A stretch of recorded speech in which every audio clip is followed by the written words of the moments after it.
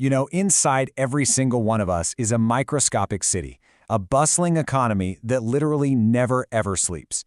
Today, we're going to dive into how our cells manage their energy to power everything we do, from thinking to just blinking. Let's pull back the curtain and see how this amazing biological city actually works. So think about this. Every move you make, every thought that pops into your head, it all has to be powered by something. And it all starts with the food you eat. But how does that sandwich you had for lunch actually get turned into the raw power that fuels your entire body? That's the big question we're unpacking today. To really get a grip on this, let's start with this diver. See, she used the chemical energy from her food to climb up that ladder, right? As she climbed, she was storing up potential energy. That's the energy of position. The moment she jumps, boom, that stored up potential energy converts into kinetic energy, the energy of motion. Your cells are doing these exact kinds of energy swaps constantly. Okay, so this brings us to a really big problem that all life has to solve. You could almost call it an energy crisis that's happening at a microscopic level. Cells need a continuous supply of power, but here's the catch. They can't just burn food directly for fuel. Think of it like this. The energy that's locked away in your food is kind of like having a big $1,000 bill. It has a ton of value, but you can't just walk into a corner store and buy a coffee with it. It's not usable. The cell first needs to go to a currency exchange. It has to convert that big bill into small, spendable cash it can actually use for everyday jobs. And that universal, spendable cash is a truly remarkable molecule called ATP. This is the solution to the cell's energy problem. It's the molecule that pays for just about every single activity that happens inside the cellular economy. Okay, so ATP, it stands for adenosine triphosphate. But what it really is the cell's go-to energy shuttle. It basically picks up a packet of energy from the breakdown of food and delivers it to exactly where it's needed to get a specific job done. So where is all this energy hiding? Well, it's all loaded into the tail of the ATP molecule. You can see it has these 3 phosphate groups, and because they're all negatively charged, they're desperately trying to push away from each other. They're jammed together, creating this incredible tension. It's just like a tightly coiled spring, ready to pop. So how does the cell actually spend this currency? It's pretty cool. When a cell needs to get some work done, an enzyme comes along and snaps off that 3rd phosphate group. That break releases a powerful burst of energy, which then gets transferred to another molecule, basically energizing it to do its job.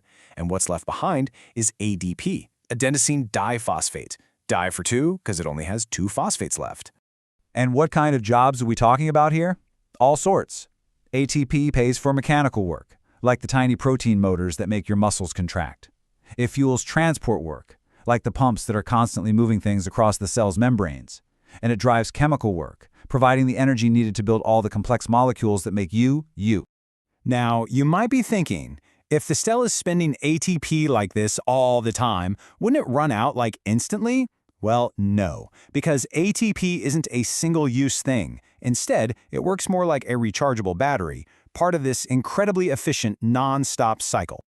This recharge cycle is the absolute heart of the cell's entire economy. The energy that's released from breaking down food, a process called cellular respiration, is used to stick that 3rd phosphate group back onto ADP, turning it back into a fully charged ATP molecule. It's a perfect loop. Energy from food charges the battery, and then the battery goes off to power the cell, over and over and over again. And the scale of this whole thing, it is just mind-boggling.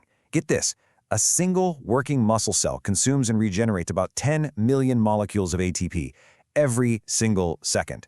It's an impossibly fast, high-volume economy humming along inside you right now. All right, so if ATP is the money, then who are the workers? Who's making sure all these transactions actually happen efficiently? Well, that crucial role belongs to a class of proteins called enzymes. They are the specialized workforce that gets everything done in the cell. Here's the thing about metabolism. That's just the sum of all the chemical reactions happening in your body. On their own, most of these reactions are painfully slow. I mean, so slow that they couldn't possibly sustain life.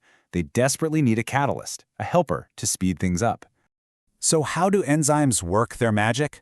Well, every chemical reaction needs a little bit of energy just to get started. You can think of it as an activation energy hill that has to be climbed. What enzymes do is they brilliantly lower that hill. By making it so much easier to get the reaction started, they allow these processes to happen millions of times faster. So how does an enzyme actually do that, physically? There's a perfect analogy for it, and it's a handshake. Just think about it. As your hand connects with someone else's, it subtly changes shape to make that perfect snug fit. Let's walk through exactly how this happens. It's called the induced fit model. First, each enzyme has a specific target molecule, which we call substrate. That substrate fits into a special pocket on the enzyme called the active site. Now here's the cool part. When it binds, the enzyme itself changes shape just a little bit, creating this super snug grip. This induced fit puts stress on the substrate, making the chemical reaction much easier. Once the job is done, the products are released, and the enzyme is ready for its next customer. Okay, so we've got a booming economy, right? We've got our currency, ATP. We've got a super efficient workforce, the enzymes. But what's missing? Regulation. You can't just have all these reactions firing off at top speed all the time. That would be total chaos. The cell needs control. And one of the main ways the cell controls things is through something called enzyme inhibition. So normally, the enzyme and its target substrate fit together like a lock and key. But an inhibitor is like a saboteur. It's a molecule that gets in the way, often by physically blocking that active site, so the real substrate can't even get in. And this concept of inhibition, it has massive real-world consequences. On the helpful side, many of our most important medicines are actually enzyme inhibitors.